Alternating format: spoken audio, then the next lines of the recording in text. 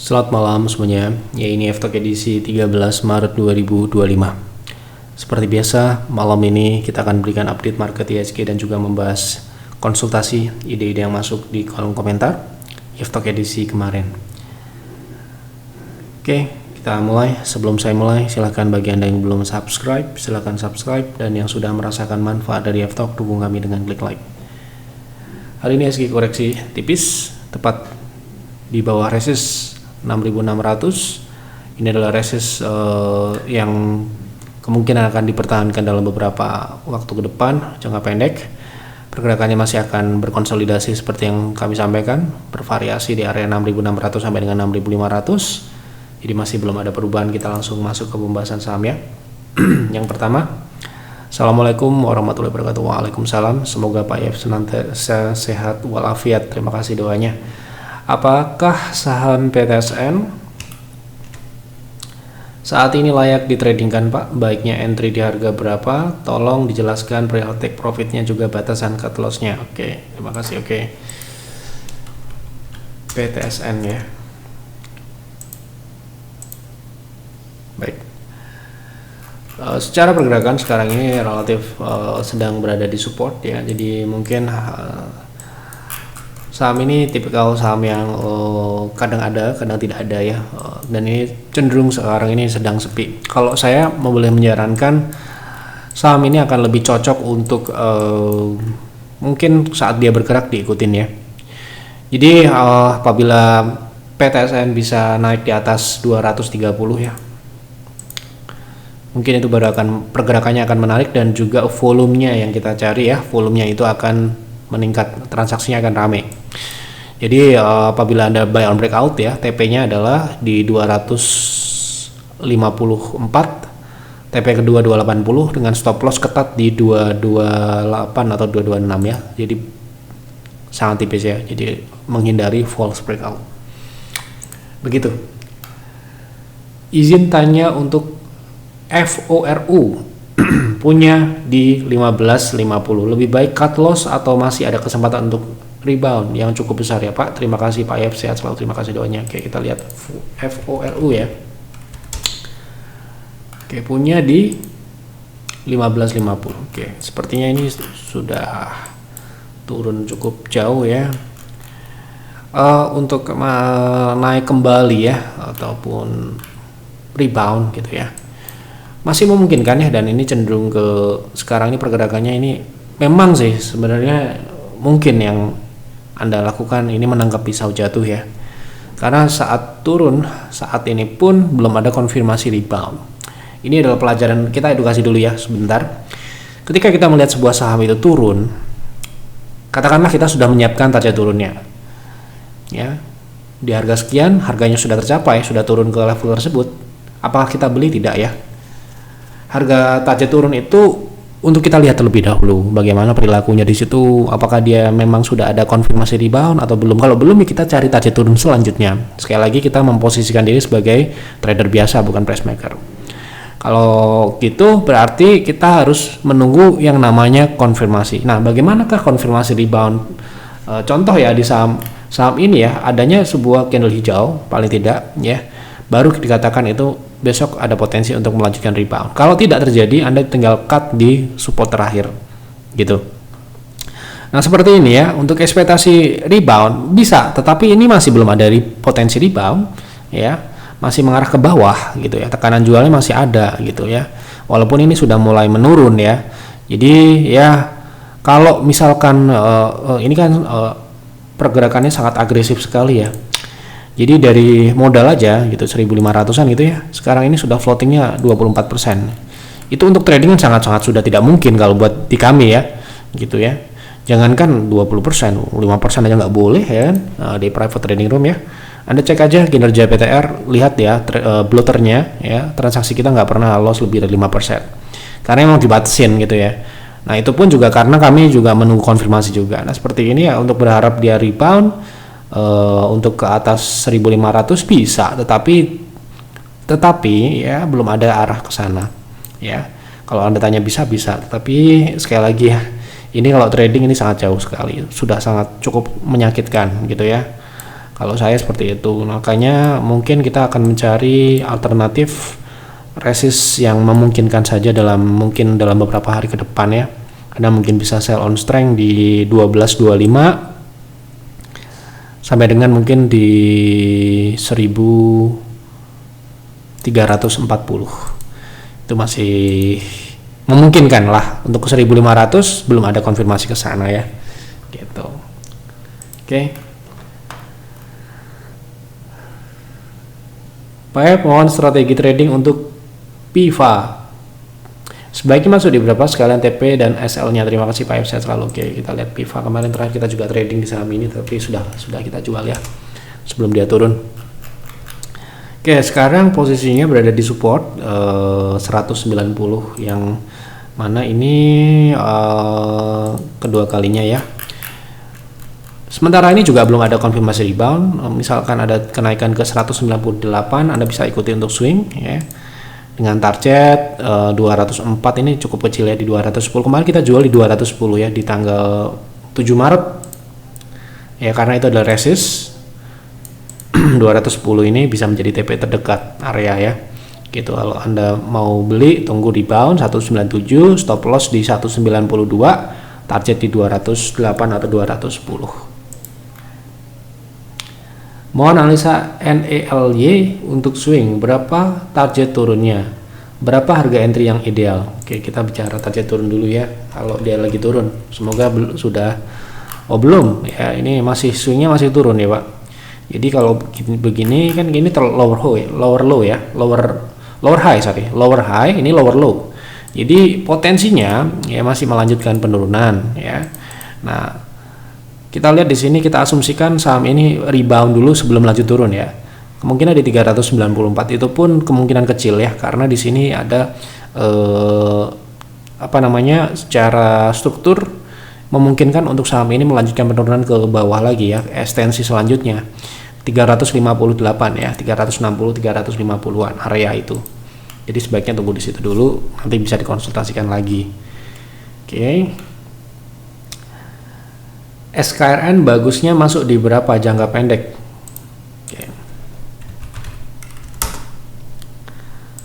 Oke, sekarang konsolidasi dan konsolidasinya ini sepertinya tidak cukup ya untuk trading. Jadi harus mau tidak mau ya harus tunggu dia keluar dari konsolidasi. Di harga berapa kalau saham ini keluar dari konsolidasi? Di 360 ke atas. Ya.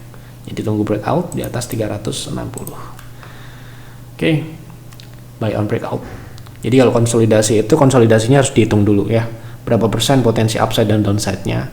Kalau tidak cukup ya jangan dipaksakan, tunggu konfirmasi terjadi keluar dari konsolidasi dengan breakout ya. Oke. Malam Pak F, apakah SIDO sudah bagus untuk trading? Kira-kira di berapa baik masuk, berapa target dan serta batasan cut loss yang perlu diperhatikan? Terima kasih. Semoga sehat selalu. Terima kasih doanya. Oke, SIDO kemarin sudah kita bahas beberapa kali ya. Saham ini konsolidasi ya. Kalau kita bicara konsolidasi cukup nggak ya buat trading gitu ya. Nah, kita coba lihat ya ruang pergerakan di dalam konsolidasi ya. Oke, berapa persen potensi ke EMA ya, middle area ya, itu 5%.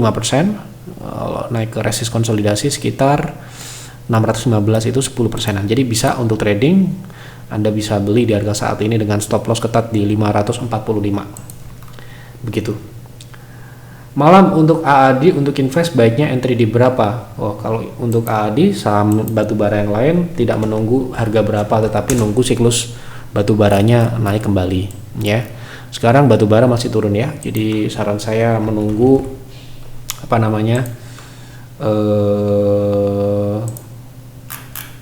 batubara bullish kembali ya. Ini masih sangat jauh dan Anda mungkin sudah membaca bahwa sekarang untuk terkait harga batubara acuan HBA sudah mulai sudah diterapkan sejak awal Maret ini, makanya beberapa saham termasuk saham Adaro ya itu mengalami penurunan. Sekarang saya sudah sedang menyiapkan materi terkait investasi di batubara di era HBA ini ya, dimana siklus batubara masih turun, kemudian ada aturan harga acuan, itu tentunya akan berdampak ya, terutama untuk perusahaan eksportir ya, yang mana itu akan banyak harus mereka lakukan ya, beradaptasi ya. Karena kalau misalkan harga acuan di sini berbeda dengan harga global, itu tentu saja akan melakukan banyak hal ya, penyesuaian yang tentunya bisa saja merugikan. Belum lagi kena pajak dan sebagainya, nanti juga kemungkinan akan ada. Nah, ini yang perlu kita harus waspadai ya, di mana investasi di komoditas itu kita harus tahu bagaimana harga komoditasnya sekarang. Batu bara masih turun, dan saya masih bilang saham apapun yang berhubungan dengan batu bara kami masih sarankan untuk dipantau aja dulu ya, jangan buru-buru masuk. Kenapa? Karena dengan adanya perang dagang, adanya trade war, kemudian demand-nya akan berpotensi mengalami penurunan dalam beberapa waktu ke depan, ditambah lagi kebijakan yang menurut saya blunder, itu akan menjadi sebuah ya tekanan gitu ya. Nah, makanya itu akan mengandung risiko yang besar tentunya kalau kita memaksakan masuk di dalam siklus yang masih belum jadi gitu, siklus naiknya belum dimulai gitu ya. Ini kita sudah siapkan materinya besok mungkin untuk The Explorer edisi kedua, mungkin akan disampaikan. Ada beberapa perusahaan yang tidak terlalu dirugikan tetapi tetap dirugikan dengan adanya aturan dan penurunan harga batu bara. Ada mungkin 9 dari 10 ya, karena ekspor mereka komposisinya lebih dari 80%, tentunya mereka akan dirugikan dengan adanya harus memperbarui kontrak dan sebagainya ya. Nah, ini ya, salah satunya mungkin Adaro Group ya, lewat AAD ya. Ini salah satu yang cukup besar, sebentar saya cek dulu datanya.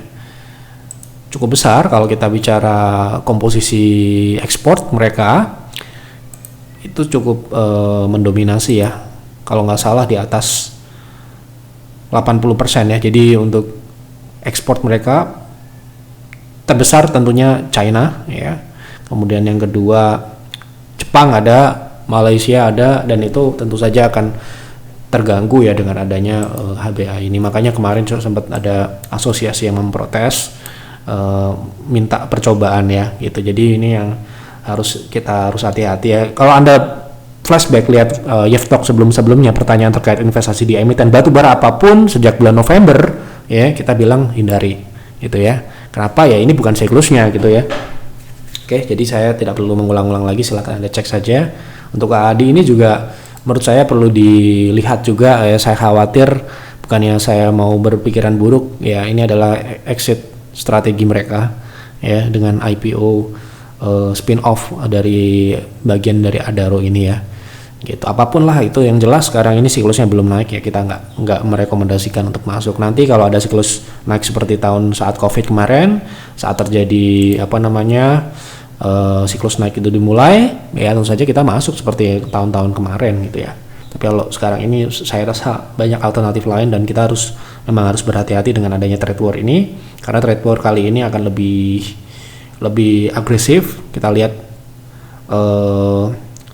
Eropa mulai akan menyiapkan tarif baru ya di bulan April besok. Ini tentu saja akan berpengaruh ya secara global gitu. Oke.